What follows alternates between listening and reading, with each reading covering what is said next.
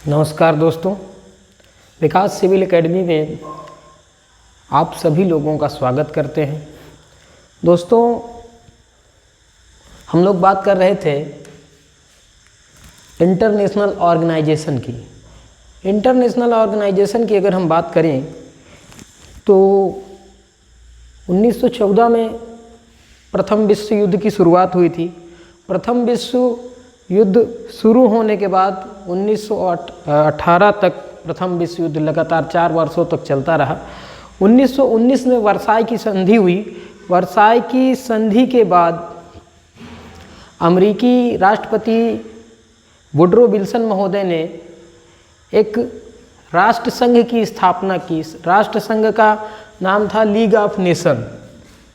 League of nation, राष्ट्र संघ। इसकी स्थापना राष्ट्रपति महोदय ने इसलिए की थी कि दोबारा से विश्व युद्ध ना होने पाए। प्रथम विश्व युद्ध के बाद द्वितीय विश्व युद्ध ना होने पाए, इसलिए इस संघ की स्थापना किया गया था, ताकि जब दो देशों के मध्य या दो से अधिक देशों के मध्य जब भी विवाद की स्थिति हो तो विवाद को सुलझाया जा सके और दोबारा से द्वितीय विश्व युद्ध की जो है कंडीशन ना आए। लेकिन कुछ कारण थे जिसके कारण ये लीग ऑफ नेशन, ये जो संघ बनाया था राष्ट्र संघ वुडरो विल्सन महोदय ने, ये फेल हो गया और जो इसकी नीतियाँ थी वह भी प्रभावी रूप से लागू नहीं हो पाई, जिस कारण ये जो लीग ऑफ नेशन है ये टोटली फेल हो गया और द्वितीय विश्व युद्ध पुनः हो गया। द्वितीय विश्व युद्ध पुनः हो भी गया था। इस लीग ऑफ नेशन की स्थापना की गई थी। लीग ऑफ नेशन की स्थापना 1920 ईस्वी में की गई थी। बाद में ये जो संघ था, इस संघ के स्थान पर एक दूसरा संघ बनाया गया, UNO, united nation organisation.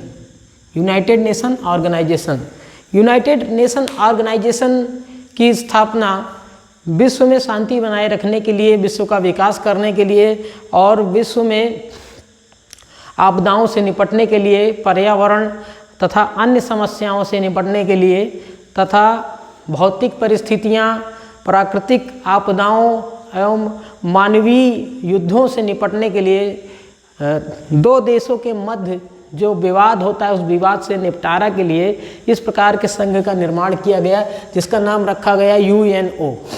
UNO को कुल 6 अंग बनाए गए। यूएनओ के कुल 6 अंग बनाए गए थे। यूएनओ का 1945 ईस्वी में गठन किया गया और सबसे पहला जो इसका अंग, यूएनओ का जो पहला अंग है उसे महासभा कहते हैं।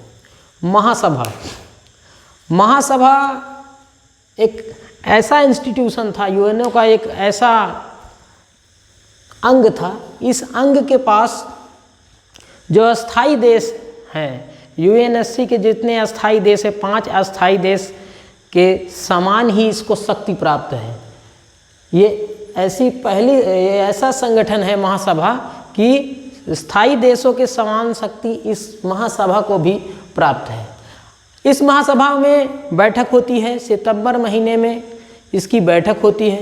इस महासभा की जो स्थापना है वो 1945 ईस्वी में हुई है और इस महासभा में सदस्य देशों की कुल संख्या 193 है। सदस्य देशों की कुल संख्या 193 है। इसमें एक अध्यक्ष होता है, महासभा का एक अध्यक्ष होता है और उसका कार्यकाल 1 वर्ष का होता है। कार्यकाल 1 वर्ष का होता है। इस महासभा को लघु संसद भी कहते हैं। इसे लघु संसद भी नाम दिया जाता है महासभा को। और यदि हम बात करें कि महासभा कहाँ पर है, तो महासभा न्यूयॉर्क में है। न्यूयॉर्क के हाटन द्वीप पर स्थित है। मैनहाटन द्वीप है, मैनहाटन द्वीप पर स्थित है। महासभा के जो अध्यक्ष हैं वर्तमान के अध्यक्ष की अगर हम बात करें तो महासभा के वर्तमान अध्यक्ष हैं अब्दुल्ला हामिद। अब्दुल्ला हामिद जी ये अभी 7 जुलाई 2021 को ये अभी अब्दुल्ला हामिद जी महासभा के नए अध्यक्ष बने हैं। और ये 76 ये जो सत्र है इसका ये 76वां सत्र के अध्यक्ष बने हैं अब्दुल्ला हामिद जी 7 जुलाई 2021। अभी करंट का ये चेंज है इसलिए ज़्यादा इम्पोर्टेंट है। महासभा के वर्तमान अध्यक्ष अब्दुल्ला हामिद जी हैं और किस सत्र के हैं? 76वें सत्र के हैं। 76वें सत्र के हैं। और ये कहाँ के हैं इनके बारे में थोड़ी सी अतिरिक्त जानकारी ले लेते हैं। दोस्तों अब्दुल्ला हामिद जी मालदीव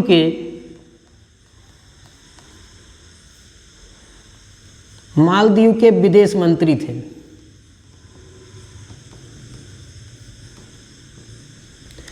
मालदीव के विदेश मंत्री थे और इनको जो है बना दिया गया महासभा का अध्यक्ष।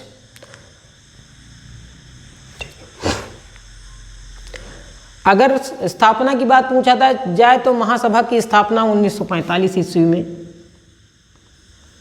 हुई थी। महासभा में कितनी भाषाएं बोली जाती हैं? तो महासभा में कुल 6 भाषाएं बोली जाती हैं, जिसमें चीनी भाषा, फ्रांसीसी भाषा, अरबी, अंग्रेजी, स्पेनिश,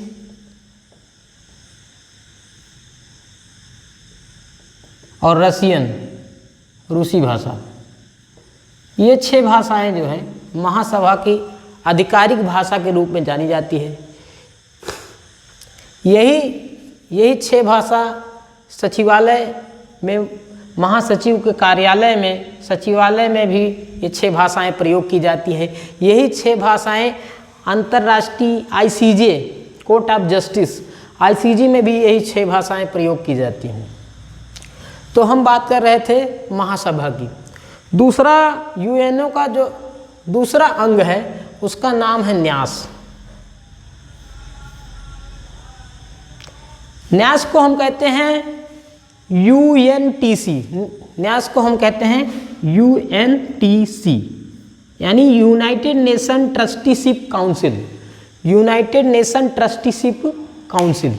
इसका कार्य ये होता है, न्यास का कार्य देख रेख करना होता है और देख रेख में यह देखती है कि द्वितीय विश्व युद्ध के पश्चात जो भी ऐसे क्षेत्र हैं जहाँ पर अभी भी स्वायत्त शासन लागू नहीं हो पाया है, उन क्षेत्रों को ये पर्यवेक्षण करती है। न्यास जो है क्षेत्रों का पर्यवेक्षण करती है और उन क्षेत्रों का ब्यौरा जुटाने का काम करती है।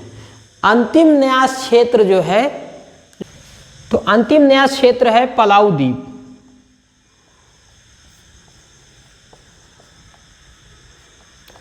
अंतिम न्यास क्षेत्र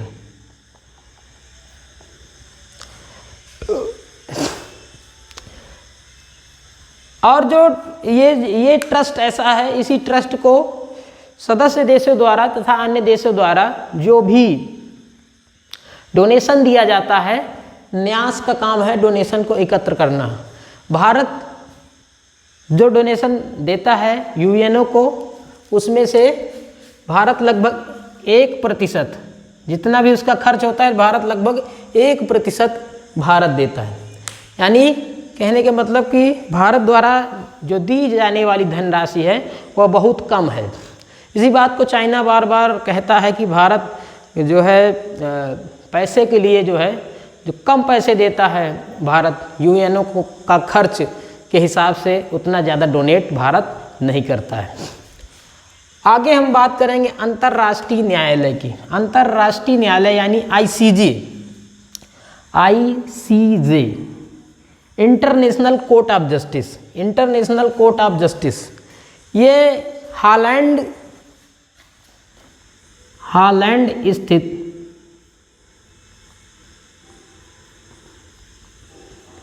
हेग में है। ठीक है, इंटरनेशनल कोर्ट ऑफ जस्टिस कहाँ है? हेग में है। इंटरनेशनल कोर्ट ऑफ जस्टिस इसलिए बनाया गया है ताकि अंतर्राष्ट्रीय जो विवाद हैं उन विवादों का निपटारा किया जाए। दो या अधिक देशों के मध्य सीमाओं के विवादों का निपटारा, समुद्री विवाद का निपटारा तथा अन्य विवादों का निपटारा करने के लिए इंटरनेशनल कोर्ट ऑफ जस्टिस का निर्माण किया गया है। इंटरनेशनल कोर्ट ऑफ जस्टिस की स्थापना 1945 ईस्वी में हुई थी और इसका जो मुख्यालय है हेग में है। इसका मुख्यालय हेग में है।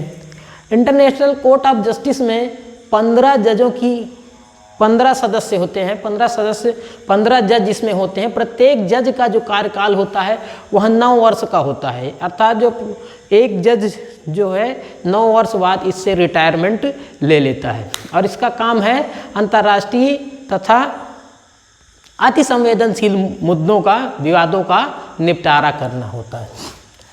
इसके बाद हम बात करेंगे सचिवालय की। दोस्तों, यह भी एक मुख्य अंग है, यूएनओ का एक मुख्य अंग होता है सचिवालय। सचिवालय द्वारा ही सारे कार्य, जो यूएनओ के सारे लगभग महत्वपूर्ण कार्य सचिवालय द्वारा क्रियान्वित किया जाता है। सचिवालय का एक महासचिव होता है।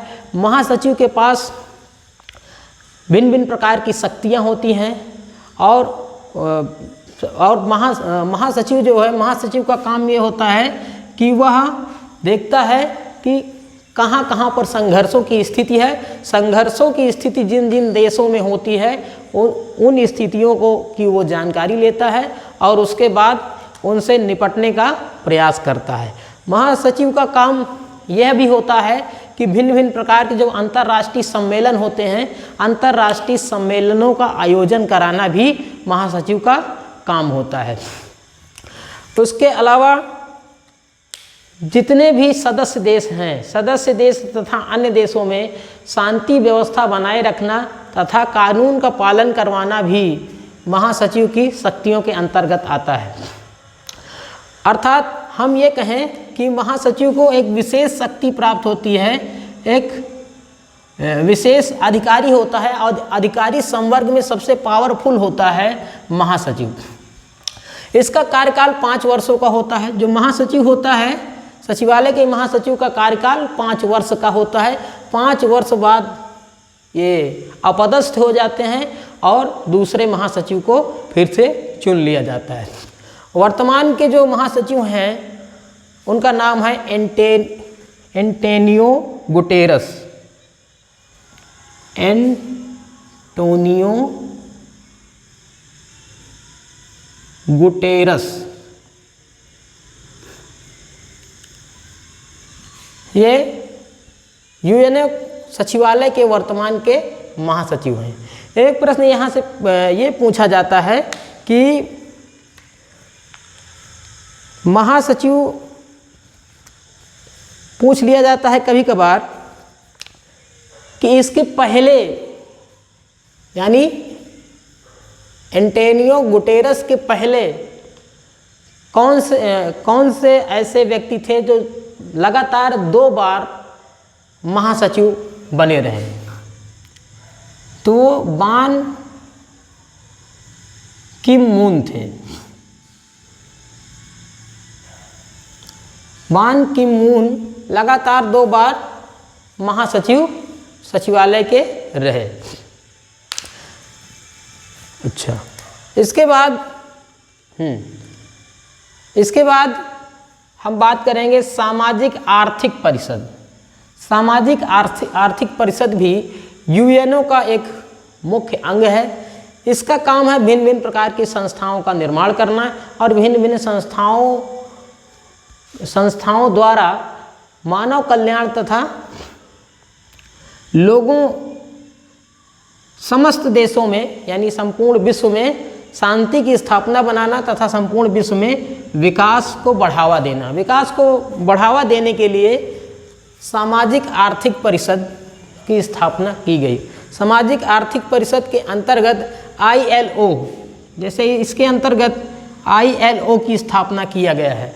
ILO होता है international labour organisation. International labour organisation.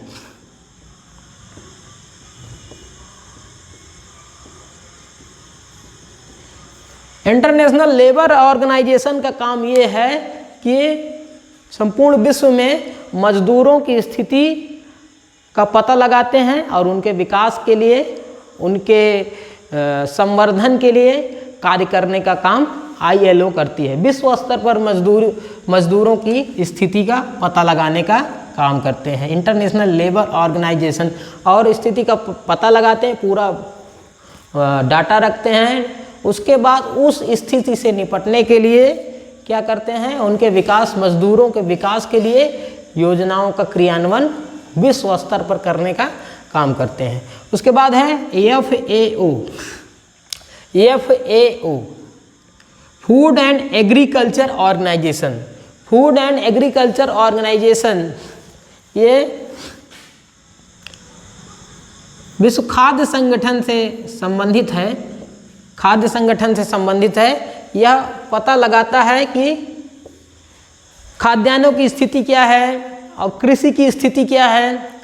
कृषि कार्यों के लिए नए नए प्रयोगों को बढ़ावा देना तथा खाद्य पदार्थों की सुरक्षा के लिए और अन्य चीज़ों का काम करने का काम FAO का होता है। यह भी एक अंतर्राष्ट्रीय संस्था है। इसके बाद हम बात करेंगे यूनेस्को। यूनेस्को का काम है, पहली बात तो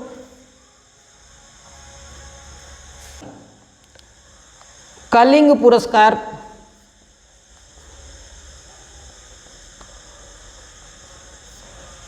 पुरस्कार देने का काम करता है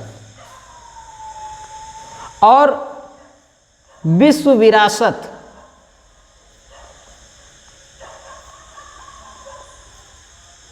विरासतों की सूची का निर्माण करता है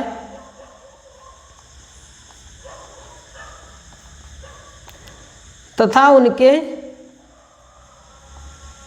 संवर्धन तथा संरक्षण हेतु क्रियाशील रहता है। संवर्धन, संरक्षण हेतु कार्य करता है।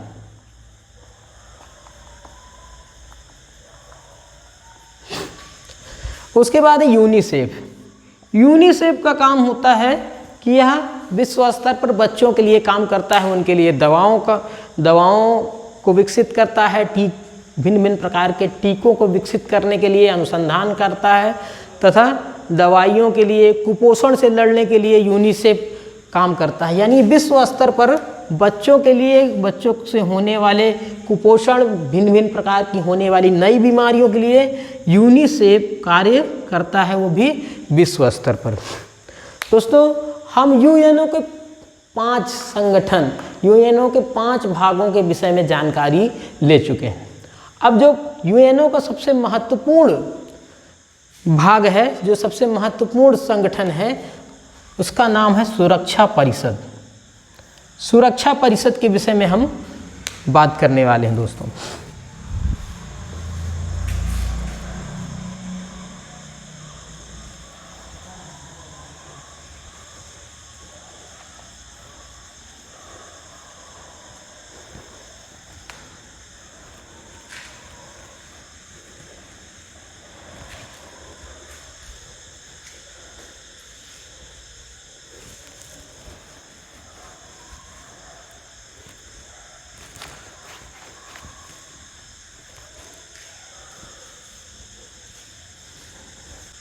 दोस्तों, हम 2 पॉइंट को और लिखे लेते हैं।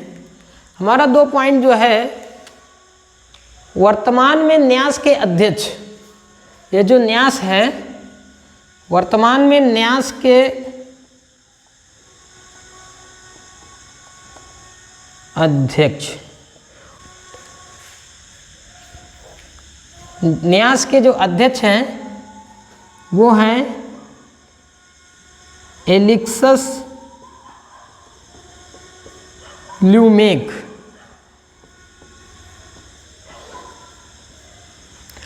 न्यास के अध्यक्ष एलेक्सस ल्यूमेक हैं और आईसीजे यानी इंटरनेशनल कोर्ट ऑफ जस्टिस के अध्यक्ष, आईसीजे के जो अध्यक्ष हैं वो हैं जोआन डोनोग्यू, जोआन डोनोग्यू। न्यास के अध्यक्ष ICJ international court of justice के अध्यक्ष हैं जोआन डोनोग्यू।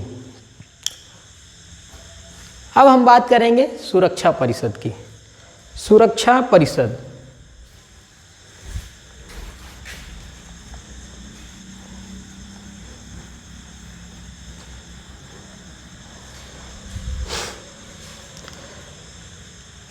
सुरक्षा परिषद की स्थापना 1945 ईस्वी में यूएनओ के साथ ही हुई थी। इसका नाम यूनाइटेड नेशन सिक्योरिटी काउंसिल है।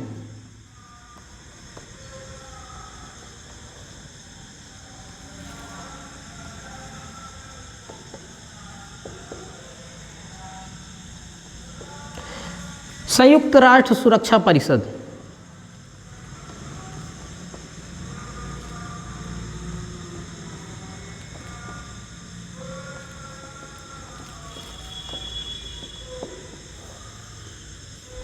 उन्नीस सौ 45।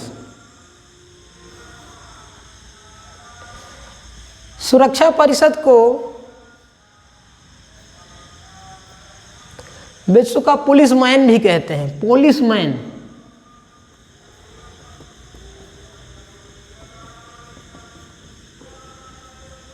पुलिसमैन की संज्ञा सुरक्षा परिषद को दी गई है। सुरक्षा परिषद का काम है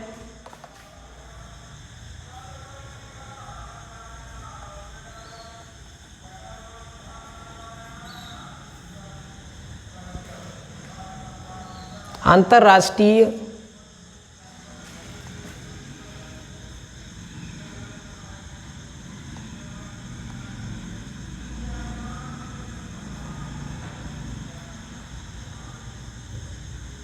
स्तर पर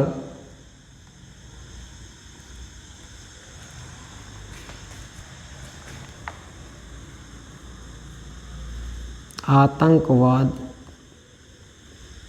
तथा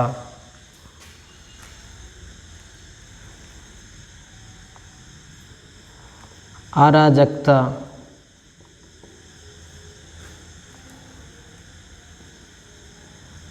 के विरुद्ध कार्रवाई करना।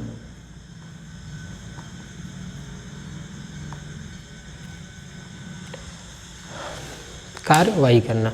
सुरक्षा परिषद की अगर हम बात करें तो सुरक्षा परिषद में कुल 15 सदस्य होते हैं। सुरक्षा परिषद में सदस्यों की कुल संख्या 15 होती है, जिसमें से 5 सदस्य स्थायी रूप से 5 ऐसे देश होते हैं जिन्हें हम स्थायी सदस्य कहते हैं, और उन्हीं 5 सदस्यों को हम P5 देश भी कहते हैं।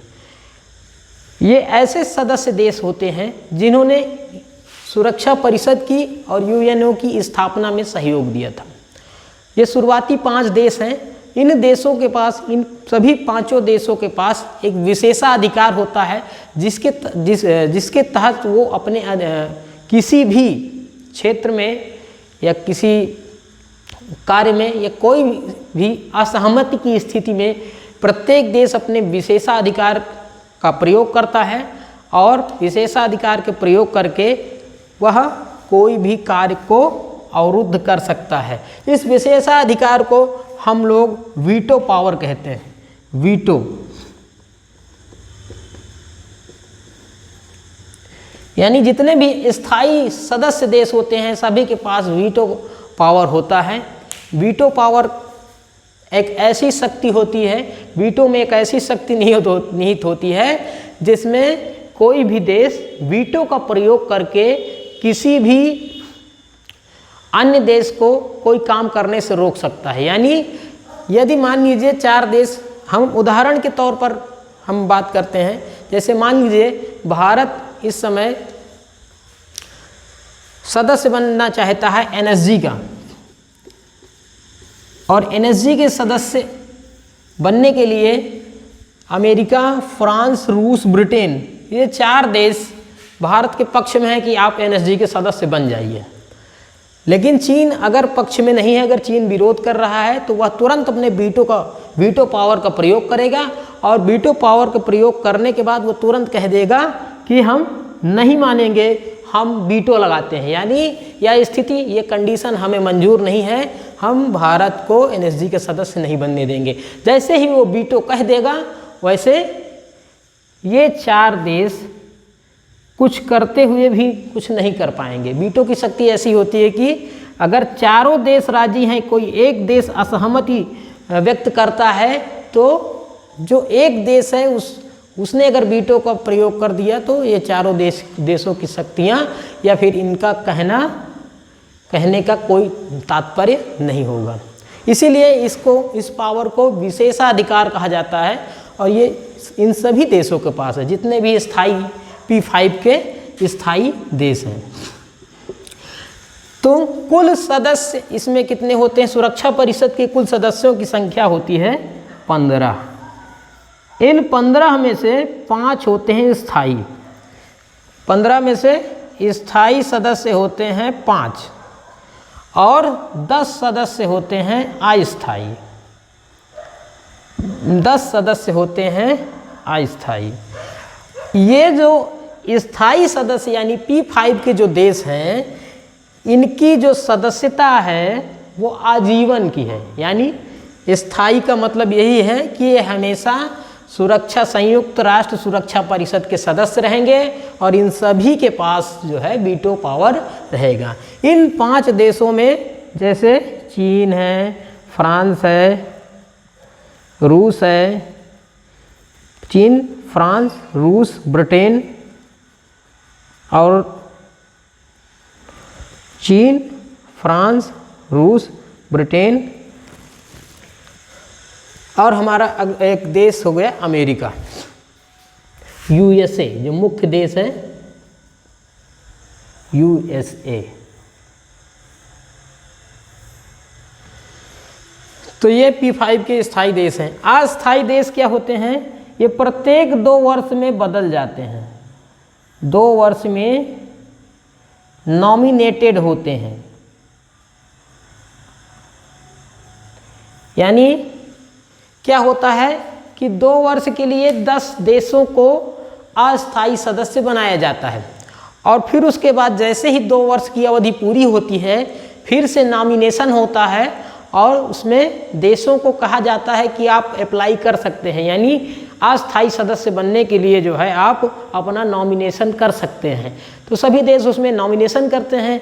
फिर उसमें एक कंडीशन लगाई जाती है कि अल्फ़ाबेटिकल क्रम से उनकी छटनी की जाती है, यानी उनको सॉर्ट आउट किया जाता है, देखा जाता है कि किसका नंबर है, किसका नंबर नहीं है। तो अल्फ़ाबेटिकल क्रम से फिर उनका निर्वाचन या चुनाव कर लिया जाता है। चुनाव के बाद क्या होता है कि प्रत्येक 2 वर्ष के बाद 10 ऐसे देशों का चुनाव कर लिया जाता है जिनका नंबर अल्फ़ाबेटिकल क्रम से होता हो, और उसके बाद क्या होता है, इन सभी P5 देशों की सहमति असहमति देखते हुए उनका चुनाव कर लिया जाता है। तो इसमें 2 वर्ष की अवधि पर देश बदल जाते हैं, और हर 2 वर्ष में 10 देशों को अस्थायी रूप से यूएनएससी का सदस्य घोषित कर दिया जाता है। दोस्तों, तो आज हमने यूएनओ के विषय में पूरी जानकारी ली। हम लोग अंतर्राष्ट्रीय संगठन के संदर्भ में पढ़ रहे थे, इंटरनेशनल ऑर्गेनाइजेशन के संदर्भ में जानकारी ले रहे थे। आज के लिए बस इतना ही दोस्तों। अब अगली कड़ी में हम पुनः मुलाकात करेंगे। जय हिंद दोस्तों।